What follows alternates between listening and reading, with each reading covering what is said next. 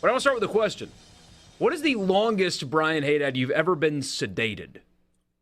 Longest you've ever been knocked out before? Surgery, whatever. Longest you've been knocked out? I don't know the exact times, but I've been sedated 3 times in my life for surgeries. Were they minor procedures, few hours? Yeah. I had my tonsils taken out. I've had a colonoscopy, and I had something removed recently. We'll just say that. And I don't think any of them were major procedures, though. Yeah, and sedation, they've got it down to a science, literally, and it's generally a pretty safe thing, but sometimes it goes wrong. The reason why I ask this, though, is Dak Prescott showed up to the Cowboys facility recently with a full leg tattoo. Like, his entire leg is covered, a very intricate and detailed tattoo on Dak Prescott's leg. I believe there's some Mississippi State elements in it as well, if I remember correctly. I think there are some. But a really detailed, probably very expensive, full leg tattoo. Now, I don't have tattoos myself, but I know that even small ones take time. So if you know somebody that's ever gotten an arm sleeve or something like that, it's hours and hours and multiple sessions to finish that. I might know somebody like that, yeah. So a little bit different for Dak Prescott because he showed up to the facility and Mike McCarthy was like, whoa, how did you get that? Like, you just show up here and your leg is fully tatted. How did you find the time for that? That is when his quarterback revealed to him that he was sedated for 11 hours to get his tattoo done in one session. He went under sedation for 11 hours and did not tell the team. That's kind of risky. Yeah. Like, the last couple times I've been sedated, they come in and they explain what's going to happen, and they're like, "We're giving you the Michael Jackson drug. This is what he took, but there wasn't, a professional nearby to bring him back. Basically, you're dead for a second." Like, that's very risky to be under for that long.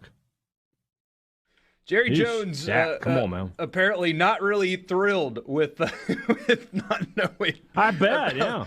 Here's his quote. "I certainly didn't know that he was under for 10 hours, technically 11, but whatever. Just so you're clear, I had no idea about tattoos. I better get up to date on it. I had no idea that required that kind of sedation for any tattoo. It further explains to me why I don't have one." Thank you, Jerry. Dak said, quote, "People are going to think it's crazy, and it is crazy. I get that, but I'm crazy. That's my point. I know who I am. I'm not afraid of anything."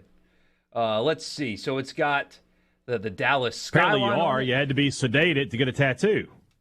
It's got the Dallas skyline on it. It's got a sign from the Pine Creek Estates mobile home park in Louisiana where he grew up, so a look back to his roots. I'm looking at it now, trying to see if anything else stands out. There's a moose on there.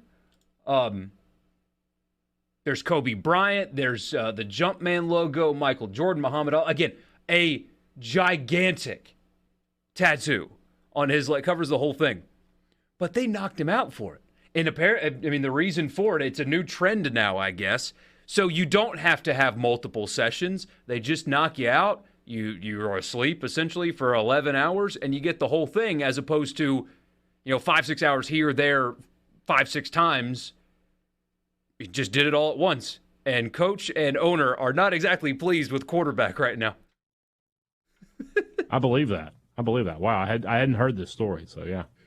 It just came out today from the Fort Worth Star-Telegram. So there you go. There's your lead story of the day. I saw that and it blew my mind. Again, I don't have any myself. Actually, it's one of those weird things though that I admire the art. Like tattoo artists, the really good ones, are true artists. I mean, it's incredible stuff that they're able to do. And he clearly, based on the pictures, went to somebody that has a lot of talent. And so, I looked at the pictures and admired, even though I would never get one myself. Kind of a weird deal. But anyway, yeah.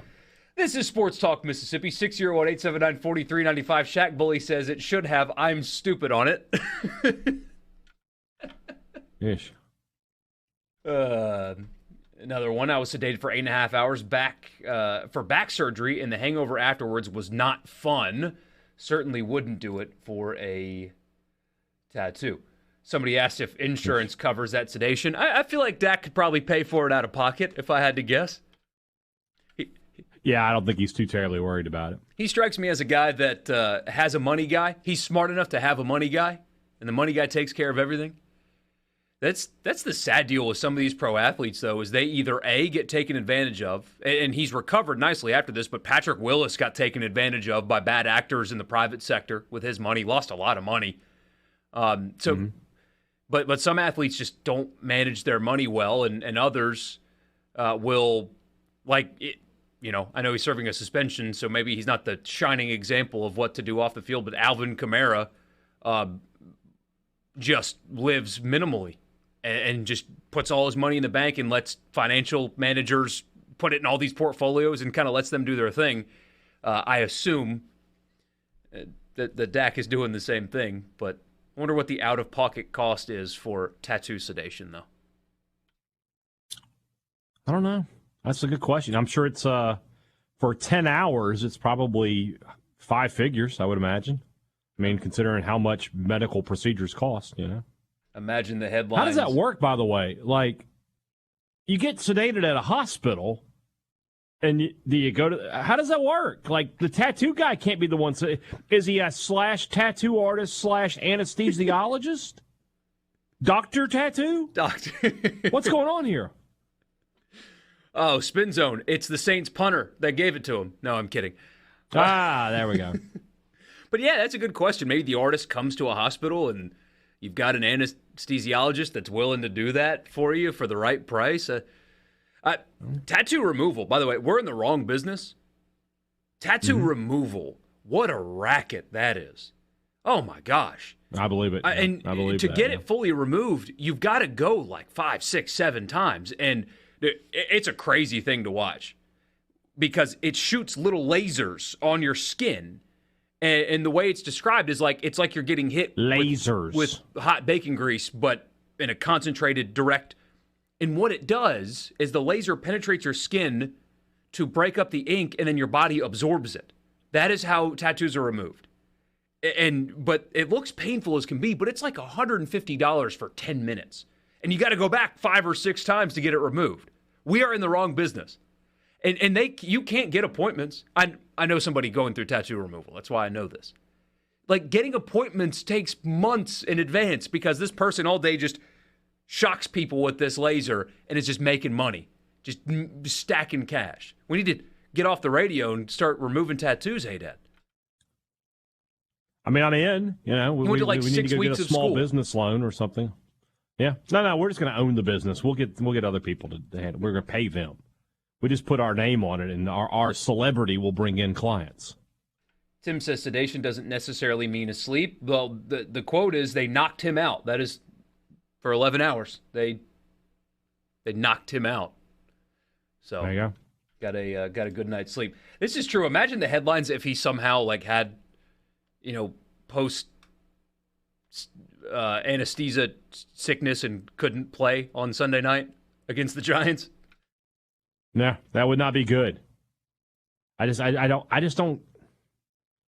This is a very un-Dak Prescott kind of thing too. You think he's kind of a conservative, thinks things through, doesn't seem like a real wild guy, and yeah, took a big risk there.